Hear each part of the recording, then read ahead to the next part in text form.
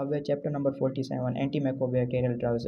ये ड्रग्स हम मैकोबैक्टीरियम tuberculosis, मैकोबैक्टीरियम leprae, मैकोबैक्टीरियम avium intercellular इन patients के अगेंस्ट देते होते हैं। ये और इन ड्रग्स के देने से ना फर्दर कॉम्प्लिकेशंस भी हो सकती हैं। ये 5 पॉइंट याद रखने हैं कि limited information about the mechanism of anti mycobacterial drug actions, हमें लिमिटेड इन्फॉर्मेशन होती है mechanism of anti mycobacterial drugs. दूसरा, इनके खिलाफ रेजिस्टेंस प्रोड्यूस हो सकती है। तीसरा, the slow growth and intracellular location of mycobacteria. चौथा जो होता है chronic nature of mycobacterial disease which requires protected drug treatment. पांचवा, पेशेंट कंप्लेंट्स के पेशेंट किस तरह प्रोसीजर को फॉलो कर रहा है। इसके बाद ये माइकोबैक्टीरियम एंटी माइकोबैक्टीरियम ड्रग्स की क्लासिफिकेशन बहुत इंपॉर्टेंट है। Drugs used in TB first line drugs में निमोनिक ISPR याद रखना है।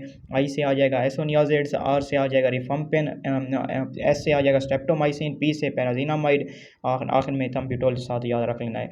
इसके बाद अल्टरनेटिव ड्रग्स में हमने निमोनिक से याद करना है पेस, पी से आ जाएगा पी अमाइनो सैलिसिलेट, ए से आ जाएगा माइकासिन, सी से सिप्रोफ्लॉक्सासिन, ई से एथेनामाइड।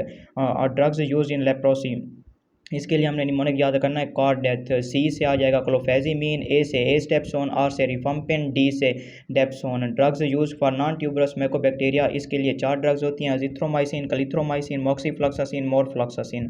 अब इसके बाद फर्स्ट हेडिंग आ जाएगी ड्रग्स फॉर ट्यूबरकुलोसिस। इसमें हमने फर्स्ट में एसोनियाजिड पढ़ना है। एसोनियाजिड जो होता है ना, ये इनहिबिट करता है the synthesis of mycolic acid, जो कि कंपोनेंट होता है मैकोबैक्टीरियल सेल वॉल का। इसके अगेंस्ट रेजिस्टेंट दो तरीके से प्रोड्यूस होती है। जब म्यूटेशन हो कैट जी जीन में, कैट जी जीन क्या कर रही होती है, कोड कर रही होती है catalase peroxidase involve in the bioactivation of isoniazid. और दूसरा जो होती है ना INHA जीन में जब म्यूटेशन होगी तो रेजिस्टेंट प्रोड्यूस होती है एसोनियाजिड के अगेंस्ट। ये INHA जीन किसको कोड कर रही होती है, ये एक टारगेट एंजाइम होता है an acyl carrier protein reductase enzymes है। अब फार्माकोकाइनेटिक्स ऑफ एसोनियाजिड्स में आएंगे। इसकी फार्माकोकाइनेटिक्स में यानी इसका मेटाबॉलिज्म जो होता है ना एसोनियाजिड का एसिटाइलेशन प्रोसेस होता है। फास्ट एसिटाइलेटर में इसकी हाफ लाइफ 60 to 90 मिनट, और स्लो एसिटाइलेटर में इसकी हाफ लाइफ 3 to 4 आवर्स। और फास्ट एसिटाइलेटर में इसीलिए हमें हायर डोजेज की ज़रूरत होती है than slow acetylation for equivalent therapeutic effects. जब कि जहाँ फास्ट एसिटाइलेटर में हाफ लाइफ थोड़ी है जल्दी ख़त्म हो जाएगी एसोनियाजिड, ज़हरी बात है, तो उसमें हम ज़्यादा कंसंट्रेशन देंगे for equivalent therapeutic effects produce करवाने के लिए। क्लिनिकल यूज़ आ जाएगा अब इसका एसोनियाजिड्स का। इसमें हमने याद रखना है ये टीबी के पेशेंट्स को दी जाती है, और एसोनियाजिड जो है ना ये हमेशा कम्बिनेशन में भी यूज़ करते होते हैं। और ये प्रोफ्लेक्सिस पेशेंट्स में भी प्रोफ्लेक्सिस में भी देते होते हैं कि डिजीज़ से पहले हम एसोनियाजिड दे देते होते हैं। टॉक्सिसिटी एंड इंट्रैक्शंस, टॉक्सिसिटी में इसका मेन जो टॉक्सिक इफेक्ट है पेरिफेरल न्यूराइटिस है।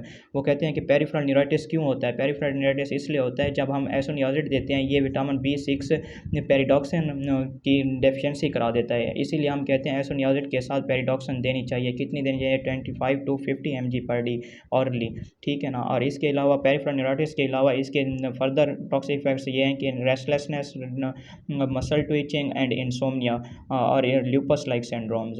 इसकी अब हेपेटोटॉक्सिसिटी चिल्ड्रन में रेयर होती है, लेकिन ये क्या करवाती है एसोनियाजिड में inhibit the hepatic metabolism of drugs like carbamazepine, phenytoin and warfarin. इसके बाद रिफम्पिन में आ जाएंगे। रिफम्पिन के मैकेनिज्म ऑफ एक्शन में ये होता है कि ये ड्रग जो होती है ना इनहिबिट्स करती है DNA डिपेंडेंट RNA पॉलीमरेज। इसके अगेंस्ट रेजिस्टेंस कैसे प्रोड्यूस होती है, जब म्यूटेशन होती है RPO जीन में। अब रिफम्पिन की फार्माकोकाइनेटिक्स में आएंगे। इसमें लास्ट लाइन याद रखनी है कि ये ऑरेंज कलर्ड होती हैं और एलिमिनेटेड मेनली इन दी फीसेज। उसके बाद क्लिनिकल यूजेस ऑफ रिफम्पिन 4 चीज़ें याद रखनी है। ये टीबी के पेशेंट को दी जाती है। डेप्सोन्स की ये रेजिस्टेंस को प्रिवेंट करने में हम रिफम्पिन यूज़ करते हैं। दूसरा मर्सा PRSP यानी methicillin resistant staph aureus, penicillin resistant streptococcus pneumoniae, इसके लिए इसके अगेंस्ट हम रिफम्पिन यूज़ करते हैं। और चौथी जो होती है meningococcal and staphylococcal carrier states के लिए यूज़ रिफम्पिन, हम इसमें भी रिफम्पिन यूज़ कर रहे होते हैं। अब 4 चीज़ें थी, टीबी था, डेप्सोन की रेजिस्टेंस को प्रिवेंट करने के लिए हम रिफम्पिन दे रहे थे, मर्सा PRSP, और इनके अगेंस्ट हम रिफम्पिन यूज़ कर रहे थे। मेनिंजोकोकल और स्टेफिलोकोकल कैरियर स्टेट्स में भी हम रिफम्पिन यूज़ करते हैं।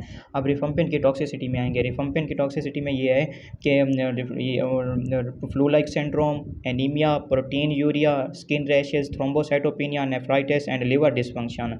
अब इसके बाद मेन जो याद रखना है, rifampin colours sweat, urine and tears orange, यानी कि रिफम्पिन की टॉक्सिसिटी में ये होता है कि स्वेट, यूरिन और टेयर्स का कलर जो होता है ना वो ऑरेंज हो जाता है, ये इंपॉर्टेंट है। उसके बाद ये flu like syndrome, anaemia, proteinuria, thrombocytopenia, nephritis and liver dysfunctions. अब इसके बाद आ जाते हैं ड्रग इंट्रैक्शंस ऑफ रिफम्पिन। ये आखिरी लाइन याद रख लेनी है कि ये इंड्यूसेस करवाता है लीवर ड्रग मेटाबोलाइजिंग एंजाइम्स और इनहेंस करवा देता है elimination rate of many drugs like oral contraceptives,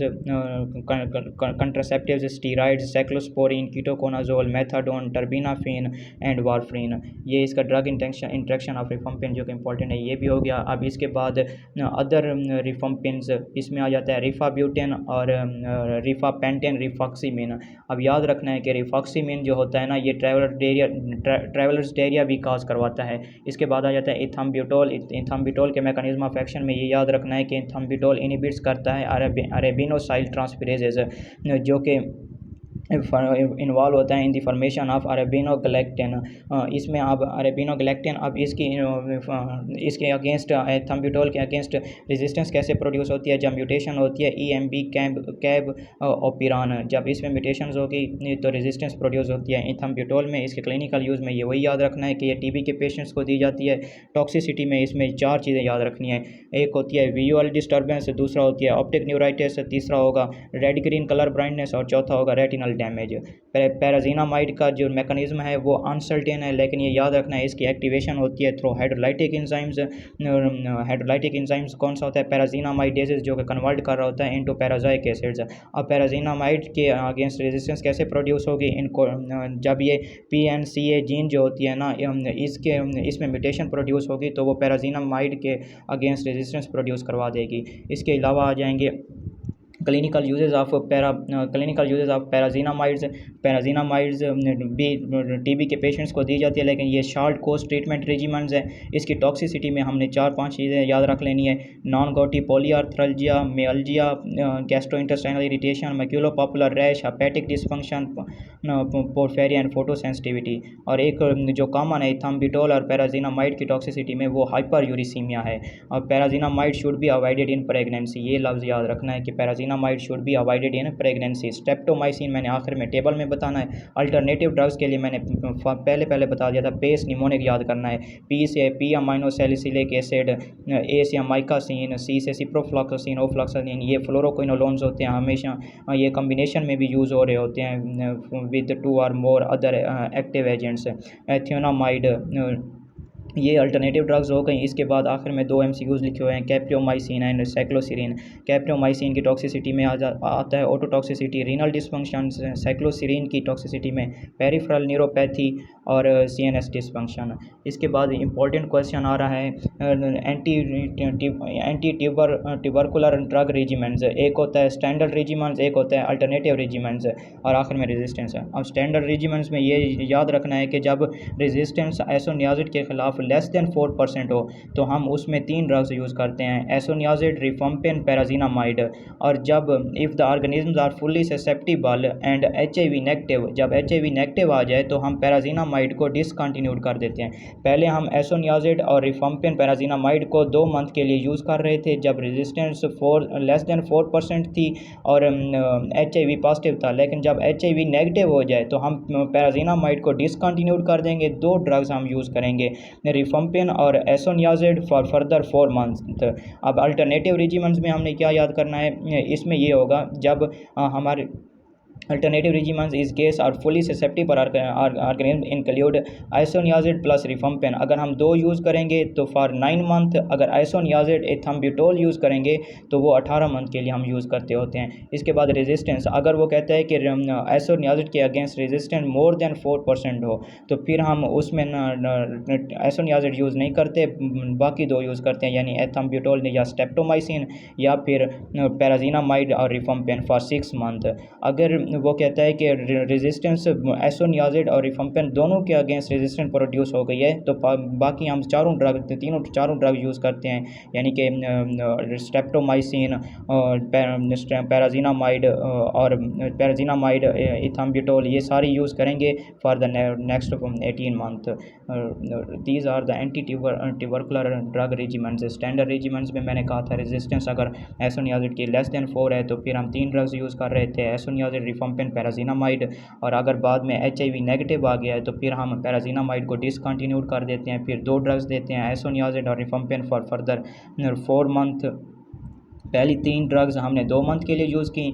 जब पैराजीनामाइड को हमने डिसकंटिन्यू किया तो एसोनियाजिड, रिफम्पिन को हमने 4 मंथ के लिए आगे यूज़ किया। अल्टरनेटिव रेजिमेंट्स में हमने याद रखना है कि एसोनियाजिड और रिफम्पिन जब यूज़ करेंगे 2 सिर्फ तो 9th मंथ के लिए, अगर एसोनियाजिड इथम्बुटोल यूज़ करेंगे तो फॉर 18 मंथ्स के लिए हम यूज़ करेंगे। इसी तरह अगर रेजिस्टेंस मोर देन 4% हो गई है तो और रेजिस्टेंस सिर्फ एसोनियाजिड के अगेंस्ट है तो फिर वो हम 6 मंथ के लिए यूज़ करते हैं इथम्बुटोल और स्ट्रेप्टोमाइसिन या फिर पैराजीनामाइड और रिफम्पिन। अगर वो कहते हैं कि रेजिस्टेंट एसोनियाजिड और रिफम्पिन दोनों के अगेंस्ट हो गई है तो बाकी सारी ड्रग्स हम इकट्ठे यूज़ करते हैं for the further next 18 month. अब ड्रग्स फॉर लेप्रोसी, इसके लिए हम डेप्सोन यूज़ करते हैं। डेप्सोन क्या करवा रहा होता है? इनिबिशन करवाता है फोलिक एसिड सिंथेसिस की, और इसकी टॉक्सिसिटी इंपॉर्टेंट है। ये क्या करवाता है कि ये G6PD-H डेफिशिएंसी करवाता है, फिर उससे हीमोलाइसिस होती है। एस डेप्सोन भी इसी तरह G6PD-H की डेफिशिएंसी करवाएगा और हीमोलाइसिस होगी। और इसके अलावा एस डेप्सोन जो होता है ना, ये यूज्ड होता है in the treatment of pneumocystis jirovecii pneumonia in AIDS patients. Other agents में क्लोफेजिमिन वगैरह याद रख लेना है। इसके अलावा drugs against non tuberculosis mycobacteria. अब याद रखना है कि mycobacterium avium intracellulare mycobacterium avium complex में हमने 3 ड्रग्स यूज़ कर रहे होते हैं, 2 ड्रग्स यूज़ करते हैं, क्लिथ्रोमाइसिन और अजिथ्रोमाइसिन। और इनके अलावा इनके साथ हम 2 ड्रग्स और भी यूज़ करते हैं, इथम्बुटोल और रिफम्पिन। ये ड्रग्स कहाँ हैं? माइकोबैक्टीरियम एवियम कम्प्लेक्स के अगेंस्ट यूज़ कर रहे होते हैं। ये करवाती क्या है? Cause of disseminated infection in AIDS patients when CD4 counts less than 50 per microliter। इसके अलावा जो नॉन ट्यूबरकुलोसिस माइकोबैक्टीरिया में कौन सी ड्रग्स यूज़ होती हैं? इथम्बुटोल, एसोनियाजिड, रिफम्पिन। ये 3 ड्रग्स नॉन ट्यूबरकुलोस माइकोबैक्टीरिया के अगेंस्ट यूज़ होती हैं और माइकोबैक्टीरियम एवियम कम्प्लेक्स के अगेंस्ट एजिथ्रोमाइसिन, क्लिथ्रोमाइसिन, इनके साथ इथम्बुटोल और रिफाब्यूटिन हम यूज़ करते होते हैं। That's all about chapter number 47, जो कि इंपॉर्टेंट है। हर साल इससे एक SEQ आता है और एक MCQ कन्फर्म आता है। 6 नंबर तो हो जाते हैं इससे। जज़ाकल्लाह।